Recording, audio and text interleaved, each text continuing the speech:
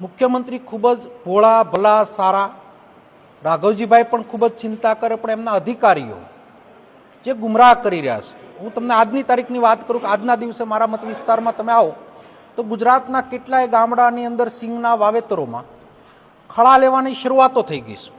શરૂઆતમાં પાક વવાણો, માવઠા ટાઈમે પાક વવાણો, જેના ખળા લેવાઈ ગયા, સિંગ ઘરમાં મળી આવવા, ત્યારે હવે ફરી વખત આજે એના પ્રવક્તા મારફત, એના અધિકારીઓ મારફત કહેવામાં આવ્યું કે અમે ડિજિટલ સર્વે કરી અને વળતર આપશું ને જે સર્વે થયું છે એમાં વિસંગતતા છે.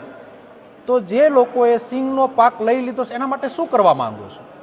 જેના ઘરમાં સિંગ આવી ગઈ છે અને એ ખેતરમાં કંઈ દેખાવાનું જ નથી, તો ક્યાં આધારે તમે ગણિત કરશો કે સિંગનું વાવેતર છે કે નથી? હવે નવા વાવેતરો શરૂઆત થવાની છે, ઘઉં વવાવાના, છણા વવાવાના. ખેડૂતો એની સ્પીડમાં કામ કરતા હોય, પણ ડિજિટલમાંથી સરકાર બહાર આવી અને હેન્ડમેડ અથવા એના વિસ્તરણ અધિકારીઓ અથવા એના ગ્રામ સેવકો અથવા એના તલાટીઓ મારફત તાત્કાલિક આ પ્રક્રિયા પૂર્ણ કરી અને ટેકાના ભાવની અંદર કોઈને અન્યાય ન થાય એની તકેદારી રાખવી ખૂબ જ જરૂરિયાત છે.